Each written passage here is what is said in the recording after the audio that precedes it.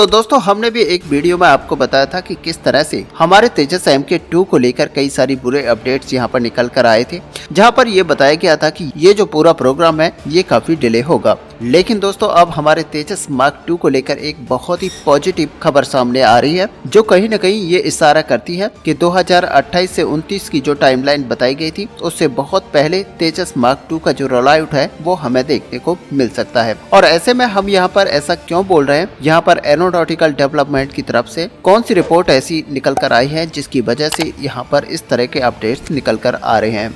दोस्तों सच मानिए कि यहाँ पर तेजस मार्क 2 प्रोग्राम उम्मीद से ज्यादा आगे बढ़ रहा है और यहाँ पर भारतीय वायुसेना इस प्रोग्राम को लेकर काफी ज्यादा सीरियस है और इस पर भी कई अपडेट्स निकल कर आए हैं। तो दोस्तों क्या है पूरी अपडेट आपको विस्तार से बताएंगे, आप वीडियो में एंड तक बने रहिए। साथ ही अगर आप हमारे चैनल पर नए हैं तो चैनल को सब्सक्राइब जरूर कर लीजिए ताकि ऐसे ही अपडेट्स आप तक सबसे पहले पहुँच पाए। तो चले दोस्तों सीधे चलते हैं वीडियो पर। तो दोस्तों जब से तेजस मार्क 2 के डिले को लेकर खबरें सामने आई थी तब से हमें यहाँ पर ठेस जरूर पहुंची थी, क्योंकि हम लोग ये मान के चल रहे थे कि 2024 में इसका जो पहला प्रोटोटाइप है वो बनकर तैयार हो जाएगा। लेकिन हमें ये भी पता होना चाहिए कि इस प्रोग्राम को लेकर फंड्स यहाँ पर सितंबर से मिलना स्टार्ट हुआ है और जब तक फंड्स नहीं मिलते किसी भी प्रोग्राम के अंदर तब तक बात वही अटकी रहती है। लेकिन जो असली काम है वो तभी स्टार्ट होता है जब आपको फंड्स मिलना स्टार्ट होता है। तो तेजस मार्क 2 प्रोग्राम के लिए जो फंड्स हैं वो सितंबर से मिलना स्टार्ट हुआ है, जिसके बाद में इस प्रोग्राम में काफी तेजी से यहाँ पर प्रोसेस देखने को मिल रही है और फाइनली अब इस पर फास्ट डेवलपमेंट देखने को मिल रहा है। इसके लिए इस्तेमाल करने वाले जो क्रिटिकल कंपोनेंट्स हैं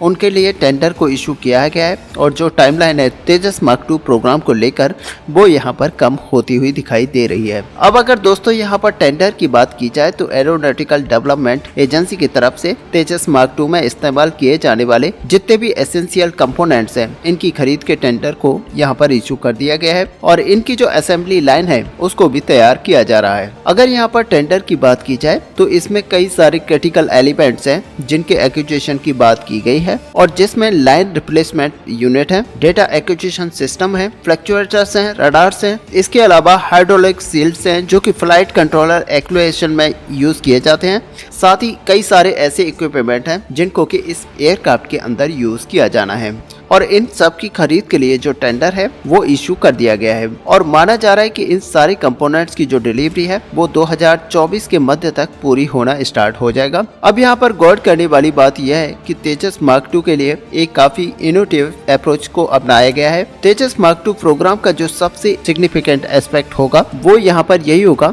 जिगलेस असेंबली सेटअप को यहाँ पर एडॉप्ट करना और इसका जो कम्प्लीशन का वर्क है वो 2024 के लेट में यहाँ पर पूरा होता हुआ को दिखाई देगा। इससे जो असेंबली प्रोसेस तेजस मार्क 2 का होगा वो काफी फास्ट होगा और सबसे बड़ी बात यहाँ पर यही होगी कि जितने भी कंपोनेंट्स तेजस मार्क 2 के लिए यहाँ पर चाहिएंगे उन सभी को चिन्हित किया जा चुका है और उन सारी प्राइवेट कंपनियों को इसके लिए सारे टेंडर्स को सौंप दिया गया है और ये 2024 के मध्य से प्राप्त होना स्टार्ट हो जाएंगे। ऐसे में आपको हम बता दें कि तेजस मार्क 2 के लिए करीब 9000 कंपोनेंट्स और पार्ट्स की जरूरत पड़ेगी और ये सभी ऑर्डर किए जा चुके हैं। इसका मतलब ये हुआ कि 2024 के मध्य से तेजस मार्क 2 प्रोग्राम गंभीरता के साथ आगे बढ़ेगा और इसके अंदर जितना भी असेंबली वर्क है इसकी शुरुआत की जाएगी। लेकिन यहाँ पर आपको फिर भी बता दें कि पहला जो प्रोटोटाइप है वो यहाँ पर आपको 2025 के मध्य तक पहला प्रोटोटाइप यहाँ पर आपको देखने को मिल सकता है। ऐसे में दोस्तों सबसे खास बात यहाँ पर यह है कि तेजस मार्क 2 का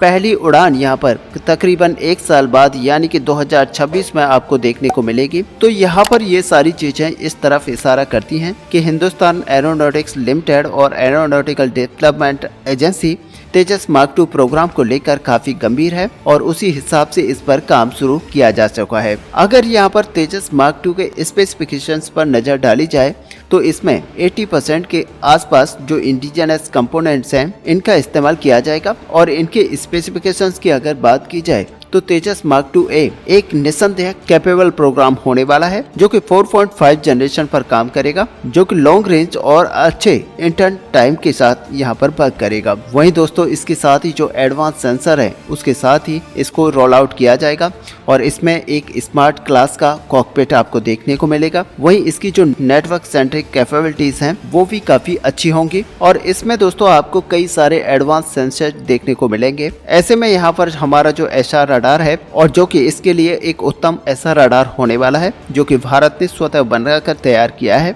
और इसके साथ ही यहाँ पर मिसाइल अप्रोच वार्निंग सिस्टम्स को भी लगाया गया है। ऐसे में दोस्तों अगर देखा जाए तो हमारा तेजस MK2 अपनी कैटेगरी के फाइटर जेट्स में सबसे ज्यादा उत्तम फाइटर जेट होने वाला है, क्योंकि इसके अंदर कई सारे ऐसे कंपोनेंट्स को भी लगाया जा रहा है जो कि 5th जनरेशन यानी कि एमका के अंदर लगाए जाने वाले कंपोनेंट्स हैं और यही कंपोनेंट्स इस फाइटर जेट को अपनी कैटेगरी के फाइटर जेट से एकदम अलग बनाकर रखता है। ऐसे में दोस्तों तेजस मार्क 2 का जो मैक्सिमम टेक ऑफ वेट वो 17.5 टन का होगा। वहीं इसमें आपको 11 हार्ड पॉइंट देखने को मिलेंगे जहां पर ये 6.5 टन के वेपन्स को कैरी करने में सक्षम होगा। वहीं इसकी जो इंटरनल फ्यूल कैपेसिटी है वो 3.3 टन की होगी। अब दोस्तों यहां पर अगर इसी फाइटर जेट को किसी भी अन्य इंडियन फाइटर जेट से कंपेयर किया जाए तो इस कैटेगरी में ये सबसे उत्तम फाइटर जेट है जो कि टेक ऑफ वेट भी ज्यादा रखता है और इसके साथ ही इसके अंदर जो मिसाइल लगा पाते हैं वो भी यहाँ पर ज्यादा होंगी। और अगर एक तरह से देखा जाए तो ये सबसे उत्तम और सबसे बेहतरीन फाइटर जेट है और आपको पता ही है कि किस तरह से भारत इस पर सबसे बढ़िया काम कर रहा है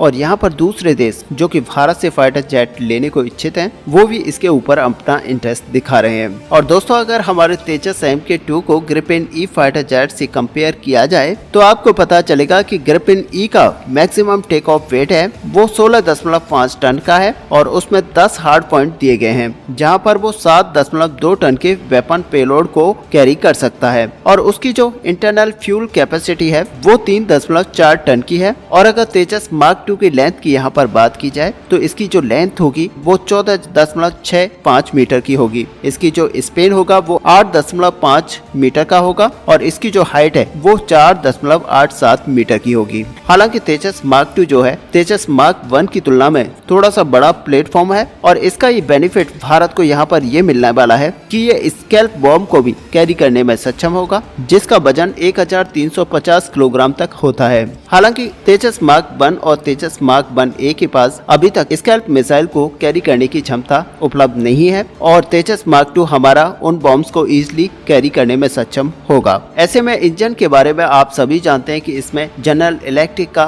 F414 इंजन यूज किया जाएगा जिसके चलते इसकी जो मैक्सिमम स्पीड है मार्क 1.8 की होगी और अगर G लिमिट की यहाँ पर बात की जाए तो ये +9 से -3.2 की होगी। ऐसे में दोस्तों अगर दूसरे फीचर्स की यहाँ पर बात की जाए तो तेजस मार्क 2 के अंदर हमें गैलियम नाइट्राइड रडार यहाँ पर देखने को मिलेगा जो कि 912 TR मॉड्यूल्स के साथ आएगा। वहीं DRDO की लैब जिसको हम IRD के नाम से जानते हैं वो एक next generation search and track system बनाने के लिए काम कर रही है जिसे हम FSO के नाम से जानेंगे जो कि +80 डिग्री की कवरेज यहाँ पर देगा। ऐसे में दोस्तों आपको बता दें कि हमारे तेजस MK2 के अंदर ये कैपेबिलिटीज मौजूद रहेंगी कि ये काफी लंबी दूरी से हमारे टारगेट्स को डिटेक्ट कर पाएगा और इन्हीं कैपेबिलिटीज की वजह से यहाँ पर हमारा तेजस MK2 काफी ज्यादा बेहतरीन फाइटर जेट बनता है और इसके जो अटैक कैपेबिलिटीज हैं वो काफी ज्यादा एडवांस होने वाली हैं। ऐसे में दोस्तों तेजस मार्क 2 के अंदर आपको एक यूनिफाइड इलेक्ट्रॉनिक सूट देखने को मिलेगा जो कि रडार वार्निंग रिसीवर और जैमर्स के साथ में आएगा और उसमें मिसाइल वार्निंग सिस्टम को लगाया गया है। वहीं सबसे अच्छी बात जो है वो तेजस मार्क 2 के अंदर ऑनबोर्ड ऑक्सीजन जनरेटिंग सिस्टम को लगाया जाएगा जो कि पायलट को ऑक्सीजन कैरी करने के लिए बाध्य नहीं करेगा और जो भी यहाँ पर झंझट है पायलट के साथ वो यहाँ पर दूर हो जाएगा। ऐसे में दोस्तों अगर मार्क 1 वेरिएंट की बात की जाए तो उसके अंदर जो भी पायलट्स होते हैं उनको यहाँ पर ऑक्सीजन कैरी करना पड़ता है जिसकी वजह से एक एक्स्ट्रा जो झंझट है वो पायलट के साथ चलता है और इसी वजह से मार्क 2 वेरिएंट के अंदर इस तरह की जो दिक्कतें हैं वो सुधार ली गई हैं और यहाँ पर ऑक्सीजन जनरेटिंग सिस्टम इसके अंदर लगाया गया है। और सच माने कि इसके चलते जो इंड्योरेंस टाइम है वो यहाँ पर बढ़ जाएगा, क्योंकि जब भी पायलट इसके अंदर हवा में होगा तो वहाँ पर ऑक्सीजन की कोई समस्या नहीं आएगी और लगातार जो 8 घंटों तक है वो यहाँ पर इंड्योरेंस टाइम इसका बढ़ जाएगा, जिसका फायदा यहाँ पर सीधे पायलट्स को मिलेगा। इसके अलावा दोस्तों यहाँ पर और भी कई नेक्स्ट जनरेशन के फीचर्स हैं जो कि तेजस मार्क 2 के अंदर देखने को मिलेंगे। तो दोस्तों आपका यहाँ पर तेजस MK2 के पूरे प्रोग्रेस को लेकर क्या व्यू है, आप अपना व्यू हमें कमेंट में लिखकर जरूर बताएं। साथ ही अगर वीडियो आपको अच्छी लगी हो तो लाइक और शेयर करना ना भूलें। मिलते हैं नेक्स्ट वीडियो में, तब तक के लिए जय हिंद जय भारत।